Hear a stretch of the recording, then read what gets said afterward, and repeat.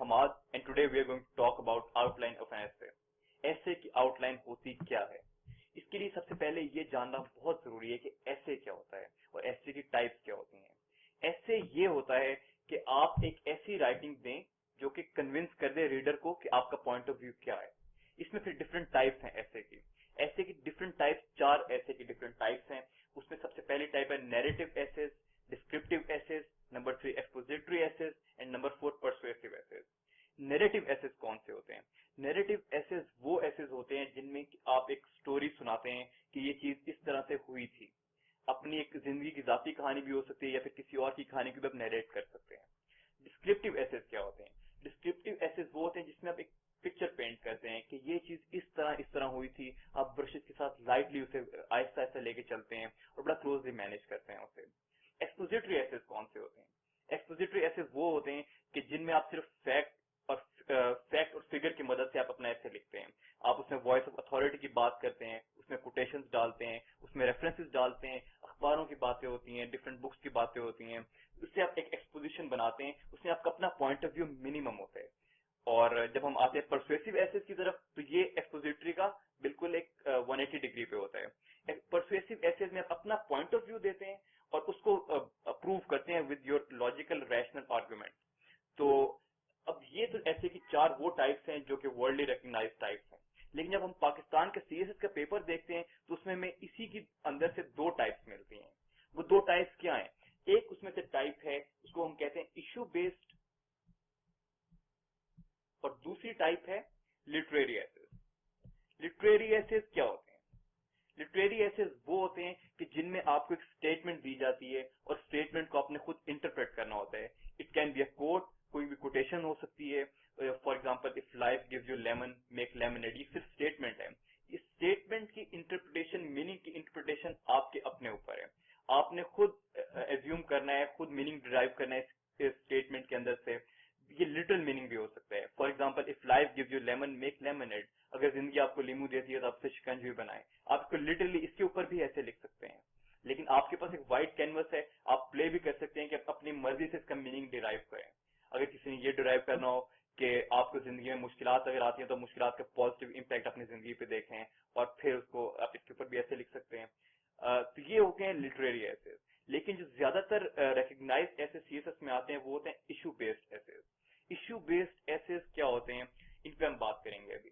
Issue based essays वो होते हैं कि जो किसी भी तरह के economic, social, political, domestic Pakistan का इशू, कोई international issue, B it climate change, democracy, terrorism, इस तरह का कोई भी इशू जो दुनिया में चल रहा है उसके ऊपर आपने बात करनी होती है। उस टॉपिक के ऊपर कोई क्वेश्चन दिया जाता है जिसके ऊपर आप अपना आर्ग्यूमेंट देते हैं और फिर एक ऐसे लिखते हैं। तो नॉर्मली होता ये है, जो अभी रिसेंट ट्रेंड एफपीएससी का चल रहा है, उसके अंदर होता ये है कि आपको 4 से 5 जो एसेज हैं वो लिटरेरी होते हैं और बाकी 5 या 6 आपके इशू बेस्ड होते हैं। तो सबसे पहले जब आपने ऐसे की तैयारी करने के लिए बैठना है तो आपने सबसे पहले ये डिसाइड करना है कि आपने कौन से वाला ऐसे करना है। आपने लिटरेरी ऐसे करना है या आपने इशू बेस्ड करना है। लिटरेरी ऐसे को करना इसलिए रिलेटिवली थोड़ा मुश्किल है क्योंकि उसके लिए आपकी स्किल्स बहुत हाई होनी चाहिए, ठीक है। और जो इशू बेस्ड है उसका ये है क्योंकि हम सीएसएस की तैयारी में हम करंट अफेयर्स भी पढ़े होते हैं, हम पाकिस्तान अफेयर्स भी पढ़े होते हैं, हम जनरल साइंस एंड एबिलिटी भी पढ़ रहे हैं उसमें, हम इंटरनेशनल रिलेशंस भी पढ़ रहे हैं, डिफरेंट वेरियस सब्जेक्ट्स हम पढ़ रहे हैं उसमें। तो उससे हमारे काफी सारे इश्यूज, मेजर जो इश्यूज हैं वो कवर हो जाते हैं, इसलिए हमें काफी हेल्प मिल जाती है। तो अब हमने ऐसे डिसाइड कर लिया कि हमने कौन सा करना है और हम अब उसके ऊपर बात करते हैं कि अब मैंने वो डिसाइड कर ली तो अब मैं उसकी तैयारी किस तरह से स्टार्ट करूं। तैयारी के लिए मैंने क्राइटेरिया आपको पिछली वीडियो में भी बताया था कि क्राइटेरिया ये है कि हम अपने आप को 3 चीजों पे देखते हैं उसमें। सबसे पहले उसके अंदर है बेसिक इंग्लिश। बेसिक इंग्लिश क्या होती है? Basic English is everything that makes a sentence. Parts of speech है उसमें, उसमें आर्टिकल्स हैं, उसमें direct indirect, active passive, punctuation, spelling, आपकी कोई भी किसी भी तरह की कोई मिस्टेक नहीं होनी चाहिए उसके अंदर। दूसरी चीज आपकी है कंटेंट। अगर आपने एक जुमला ठीक बना लिया तो उस जुमले के अंदर जो आपने बात की है वो बात किस तरह की है, वो आर यू वेल इन्फॉर्म्ड और नॉट। अगर आप ये जुमला लिख रहे हैं कि सीपेक जो है पाकिस्तान का वो $62 बिलियन का है, दिस इज अ फैक्ट। अगर आप उसको $50 बिलियन लिख देते हैं तो you are not well informed, तो आपका कंटेंट वीक है। तो ये आपका ऐसे का रैशनल पूरा वीक कर देगा। इसलिए कंटेंट भी इक्वली इंपॉर्टेंट है, कंटेंट आपका बिल्कुल ठीक होना चाहिए। और तीसरी चीज है स्ट्रक्चर, कि आपने जब ऐसे लिख लिए तो आपने ऐसे लिखा किस पैटर्न पे है, क्या चीज पहले आई है, क्या चीज बाद में आई है, पैराग्राफ के अंदर आपने कोहेरेंस कैसे लेके आए हैं, आपने कंजंक्शंस कैसे लगाई हैं, आउटलाइन क्या होती है, आउटलाइन का पैटर्न क्या है, थीसिस स्टेटमेंट क्या है, किस जगह पे आनी चाहिए, इंट्रोडक्शन क्या है, स्टार्ट कैसे करना है, डिफरेंट अप्रोचेज इंट्रोडक्शन की। उसके अंदर फिर आप बात करते हैं कि आपकी बॉडी ऑफ ऐसे कितनी लंबी होनी चाहिए, कंक्लूजन क्या है, किस तरह एंड करना है, कोटेशन कैसे लिखनी है, दिस ऑल स्ट्रक्चर। तो आपको इन तीनों चीजों पे बैलेंस होना चाहिए और तीनों चीजों पे इक्वल ग्रिप होनी चाहिए। अगर इसमें से कोई चीज आपकी रिलेटिवली वीक है तो आपको उस पर काम करने की जरूरत है। जब आप ऐसे की तैयारी करने के लिए बैठेंगे तो आपने अपना खुद सेल्फ इंट्रोस्पेक्शन करनी है कि क्या आपको बेसिक इंग्लिश इंप्रूव करने की जरूरत है, क्या आपको कंटेंट इंप्रूव करने की जरूरत है, क्या आपको स्ट्रक्चर इंप्रूव करने की जरूरत है। अगर आपको बेसिक इंग्लिश इंप्रूव करने की जरूरत है तो आप कैसे करेंगे? आप एक ग्रामर की किताब खरीदें, कोई भी मार्केट से आप कोई भी ग्रामर की किताब खरीद सकते हैं, चाहे वो किसी इंटरनेशनल ऑथर की हो, रेन मार्टिन ले लें आप, कोई भी लोकल ऑथर की हो, क्योंकि उसमें बेसिक रूल्स इंग्लिश के सेम होते हैं। आपने उसको प्रैक्टिस के लिए लेना है और आपने अपनी पूरी ग्रामर रिवाइज करनी है। हमने ये सब चीजें वही हैं जो हमने 7वीं 8वीं 9वीं 10वीं क्लास में पढ़ी होती हैं, लेकिन हमें भूल चुकी होती हैं। तो हमने वो ग्रामर की किताब लेके आनी है और उससे हमने वो बैठ के काम करना है, अपनी बेसिक इंग्लिश पे काम करना है। कंटेंट कहां से आएगा आपके पास? Content is everything that you have experience in your life. Content is everything that you are going to read and study in your preparation. आपके अगर आज से भी आप तैयारी करने के लिए बैठे हैं तो आज से जितने अखबार पढ़ेंगे, जितनी किताबें पढ़ेंगे, जितने आर्टिकल्स पढ़ेंगे, this is all your content. आज आपकी लाइफ के एक्सपीरियंसेस भी हो सकते हैं कंटेंट। कोई भी वो चीज जो आपने कहीं पे पढ़ी है या आपका एक्सपोजर उस चीज में रहा है, आप उसको कंटेंट के नाम दे सकते हैं। Number 3 structure. स्ट्रक्चर इसको आपका स्ट्रक्चर करवाना मेरी जिम्मेदारी है और मैं आपको इन सारे लेक्चर्स के एंड पे आपको स्ट्रक्चर एक अच्छा मिल चुका होगा। तो अब हम बात करते हैं कि हमने जब ऐसे डिसाइड कर लिए कौन सा करना है और किस तरह से करना है, हमारी कौन कौन सी चीजें वीक हैं उन पर हमने काम करना है। अब हम बैठे हैं आउटलाइन तैयार करने के लिए कि आउटलाइन क्या होती है। आउटलाइन क्या होती है? अगर हम इंटरनेशनली ऐसे की टाइप्स देखते हैं, ऐसे का स्ट्रक्चर देखते हैं, तो हमें आउटलाइन की कोई एक्सप्लेनेशन नहीं मिलती कि आउटलाइन क्या चीज है। तो आउटलाइन सीएसएस के एग्जाम में क्यों आ गई है? आउटलाइन ऐसे की जो पार्ट बेसिक पार्ट्स है उसमें तो आउटलाइन एग्जिस्ट करती नहीं है, तो आउटलाइन कहां से आ गई? ऐसे के जो 3 पार्ट्स हैं, उसमें आपका इंट्रोडक्शन है, उसमें आपकी बॉडी आ जाती है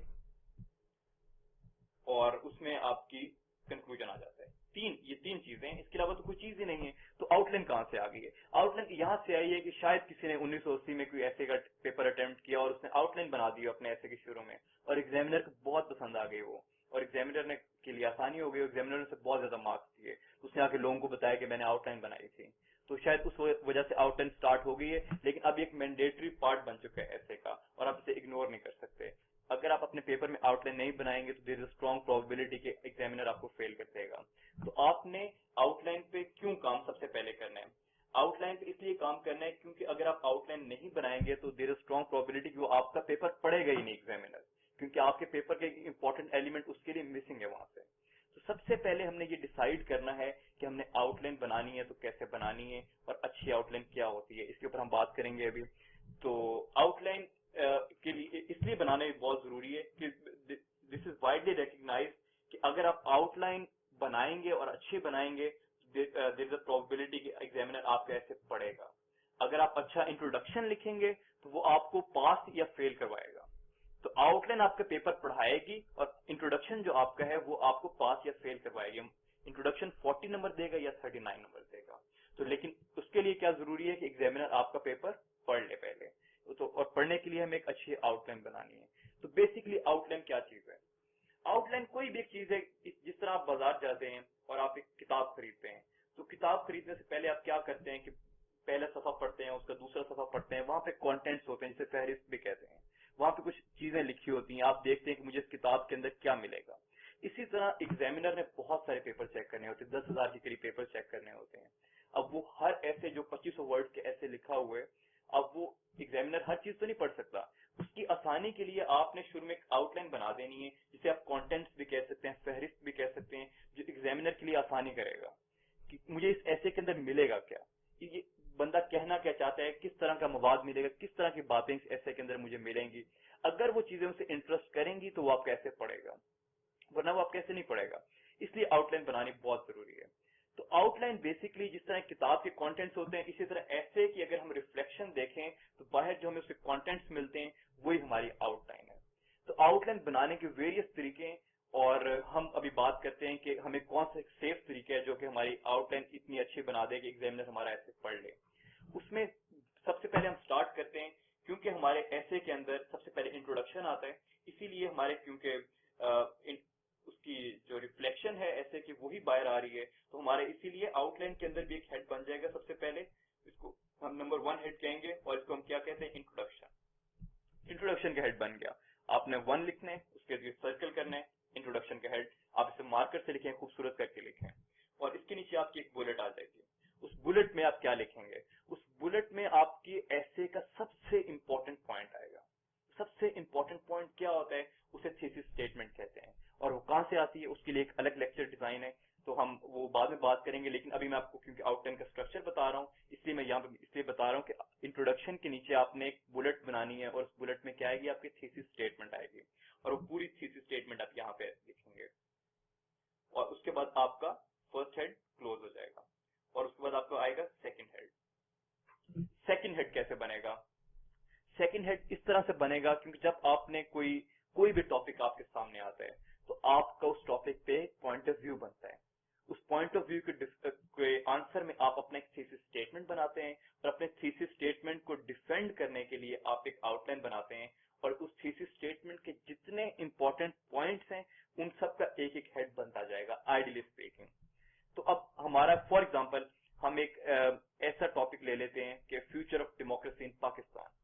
ठीक है, अब आपको सबसे पहले ये जानना बड़ा जरूरी है कि टॉपिक और क्वेश्चन में फर्क क्या होता है। Democracy is a topic, future of democracy in Pakistan is a question. इन दोनों चीजों में बहुत फर्क है। जब डेमोक्रेसी को स्टडी करेंगे तो आप डेमोक्रेसी की हर चीज फ्यूचर ऑफ डेमोक्रेसी की टॉपिक में नहीं डाल सकते। Kashmir issue is a topic, अगर आप उसके अंदर से आप 15 क्वेश्चन और भी बना सकते हैं। आप इस तरह का कोई क्वेश्चन भी बन सकता है कि is Kashmir issue a nuclear flash point in south Asia. अब ये क्वेश्चन है, इस तरह के और भी क्वेश्चंस काफी सारे बन सकते हैं। तो आपको ये अब एनालाइज करना है कि मैंने अपने उस टॉपिक जो मैंने स्टडी किया हुआ है वहां से मैंने क्या क्या चीजें इस टॉपिक में डालूंगा तो मेरा वो टॉपिक, मेरा स्टैंस जो है वो डिफेंड हो जाएगा। अब एक आपको टॉपिक दे दिया गया, for example future of democracy in Pakistan. ये टॉपिक से एक क्वेश्चन बनाया गया है कि future of democracy in Pakistan क्या है। इस पे आपका ऑब्वियसली कोई मौकफ होगा। आपका मौकफ क्या होता है, वो आपका थीसिस स्टेटमेंट होती है। या तो आप समझते होंगे कि आप देखते हैं कि future of democracy in Pakistan is bright, या फिर आप ये समझते होंगे कि future of democracy in Pakistan is bleak, या फिर आप ये समझते होंगे कि it's too early to say, you can't say anything, आपको भी पता नहीं, it is too early to say anything. तो आपके इस तरह के 3 पॉइंट्स बन सकते हैं। तो अब आपने अगर ये बात की कि future of democracy in Pakistan is bright, इस बात को डिफेंड करने के लिए आपका एक जो नंबर 2 हेड है, वहां पे आपका कोई हेड बनेगा। हेड कैसे बनाना है, हेड आप कोशिश ये करनी है कि हेड को आपने सेल्फ एक्सप्लेनेटरी बनाना है। उसको आप डब्ल्यू क्वेश्चन से स्टार्ट कर सकते हैं, वाई से, कि why do you think the future of democracy in Pakistan is bright, या फिर ब्लीक, जो भी आप समझते हैं। आप तो क्वेश्चन मार्क से भी एंड कर सकते हैं, डब्ल्यू से स्टार्ट करें, क्वेश्चन मार्क से एंड करें। आप उसमें ये भी बात कर सकते हैं कि जरूरी नहीं है कि आपने डब्ल्यू क्वेश्चन ही उसमें लगाना है, आप उसमें कोई स्टेटमेंट भी दे सकते हैं। तो अब जब ये आपके एक हेड बन जाएगा, और उसके नीचे फिर आप कुछ बुलेट्स बनाएंगे। बुलेट्स कैसे बनेंगी आपकी, रोमन में। जब आपने हेड बनाया तो आपने मैथ के नंबर्स लिखे, और जब आप आगे बुलेट्स बना रहे हैं तो वो आपकी रोमन में आ रही है, वेरियस पॉइंट्स बन जाएंगे उसमें। अब आपने ये कैसे अंदाजा लगाना है कि आपकी एक हेड के अंदर कितनी बुलेट्स होनी चाहिए। इस तरह आपने बुलेट्स बनानी है कि आपके ऐसे की बॉडी भी डिफॉर्म ना हो। तो ये आप कैसे अंदाजा कैसे लगाएंगे, इसके लिए एक सिंपल सा रूल है, वो मैं आपको बताता हूँ कि एफपीएससी ने हमें कहा है कि आपका ऐसे जो है वो 2500 वर्ड्स का होना चाहिए, 2500 वर्ड्स का होना चाहिए। अब आपको ऐसे बहुत से लोग मिलेंगे जो आपको ये बात बताएंगे कि अगर आप 1500 वर्ड्स का भी अच्छे ऐसे लिख लें तो आपका ऐसे पास हो जाएगा, जो कि मेरे ख्याल में एक अच्छी अप्रोच नहीं है। एफपीएससी ने आपसे एक ही रिक्वायरमेंट मांगी है कि आप 2500 वर्ड्स के मिनिमम ऐसे लिखें, 2500 से 3500 का उन्होंने कहा है। अगर आप उनकी यही रिक्वायरमेंट नहीं पूरी करते तो आप पहला उनका स्टेप जो उन्होंने कहा है वही गलत कर रहे हैं। तो आपकी पहली कोशिश क्या होनी चाहिए कि आपने 2500 के करीब करीब जाना है। तो अगर आप 2000 क्रॉस कर लें तो it is a very good approach, आप 2000 वर्ड्स क्रॉस कर लें, क्योंकि 3 घंटे में 2500 से ऊपर जाना काफी मुश्किल डील बन जाती है। तो आपने पहला टारगेट क्या रखना है कि आपने 2000 वर्ड्स क्रॉस करने हैं, ये लिमिट क्रॉस करनी है। अब 2000 वर्ड्स वैसे जब बंदा सोचता है कि यार ये तो बहुत ज्यादा वर्ड्स हैं, ये कैसे पूरे होंगे, तो ये मैं आपको बताऊंगा कैसे पूरे होंगे। ये हमारे पूरे होंगे हमारे आउटलाइन से, हमारे हेड से और हमारे बुलेट से पूरे होंगे। अब वो कैसे पूरे होंगे, हमारे एक पैराग्राफ में कितने वर्ड्स आते हैं, नॉर्मली 80 to 100 वर्ड्स होते हैं एक पैराग्राफ के अंदर। तो हमें 2000 वर्ड्स पूरे करने के लिए कितने पैराग्राफ की जरूरत है, अप्रोक्सीमेटली 20 to 25 पैराग्राफ की जरूरत है। It is very simple, 20 to 25 paragraph बनेंगे। उसके पीछे आपका एक इंट्रोडक्शन आ जाएगा और उसके बाद आपका एक कंक्लूजन आ जाएगा। 20 to 25 पैराग्राफ अगर आपके बनेंगे तो आपने फिर उसको अपने आउटलाइन में कैसे रिफ्लेक्ट करना है। आपका एक पैराग्राफ आपका एक पॉइंट है, आपकी एक बुलेट है वो, और वो बुलेट आपकी आउटलाइन में शो हो जाएगी। तो अब आपने इस तरह से करना है कि आपका जो हेड बनेगा उस हेड के नीचे अगर आपके 4 या 5 बुलेट्स बन रहे हैं, जो कि आइडियली आपके हेड के नीचे 4 to 5 बुलेट्स होने चाहिए। इससे ज्यादा करेंगे तो मोनोटोनस सा पेपर लगता है, इतना अच्छा नहीं लगता। कम करेंगे तो लगता है कि कंटेंट की कमी है। तो आपने 4 to 5 अगर एक हेड में आ रहे हैं तो आपके कितने आइडियली हेड बनने चाहिए, आपके 4 हेड बन जाएंगे, और हर हेड के अंदर अगर 5 बुलेट्स हैं तो आपके 20 पैराग्राफ सीधे सीधे बन गए। और 20 पैराग्राफ का मतलब है कि आपके 2000 वर्ड्स पूरे हो रहे हैं। तो ये बहुत जरूरी है कि आप वर्ड भी पूरे करें, और आपको उस आउटलाइन के अंदर एक डायरेक्शन भी मिल जाती है कि आपने एक पॉइंट उठाया, उस एक पॉइंट को प्रूव करने के लिए आपने कोई बात कर ली, आपने ऐसे के अंदर जाके पैराग्राफ में उस बात को डिफेंड कर दिया। अब ये तो हेड्स बनाने के तरीके हो गए, और एंड पे फिर आपका फाइनल हेड जो आ जाएगा वो आपका किसी भी तरह का हेड हो सकता है। दरमियान में 3, 4 आ गया, और एंड पे आपका 5 जो है वो कंक्लूजन आ जाएगा। अब एक आइडियल केस में कंक्लूजन में आपने कुछ भी नहीं लिखना, conclusion should be empty in your outline. उससे पिछले जो हेड्स हैं उनमें सब कुछ ना कुछ बातें होंगी, हर एक में बुलेट्स होंगी 4-5, लेकिन कंक्लूजन में आपके कुछ भी नहीं होगा। तो ये एक बेसिक एक पूरा डिजाइन है, जो स्ट्रक्चर है, जो एक आउटलाइन का होना चाहिए, आइडियल होना चाहिए कि आपने उसको नीट भी करना है, और आपने जो उसके हेड्स हैं वो बड़े सेट एक्सप्लेनेटरी होने चाहिए, डब्ल्यू से स्टार्ट होने चाहिए, क्वेश्चन मार्क पे एंड भी हो सकते हैं, उसमें थीसिस स्टेटमेंट कहाँ पे आएगी, उसमें फिर जो आपके बुलेट्स हैं, बुलेट्स भी बनाने के काफी सारे तरीके हैं। उसमें आपको कुछ चीजें मैं भी आपको बताता हूँ कि वो कुछ चीजें किस तरह इम्प्रोवाइज की जा सकती हैं।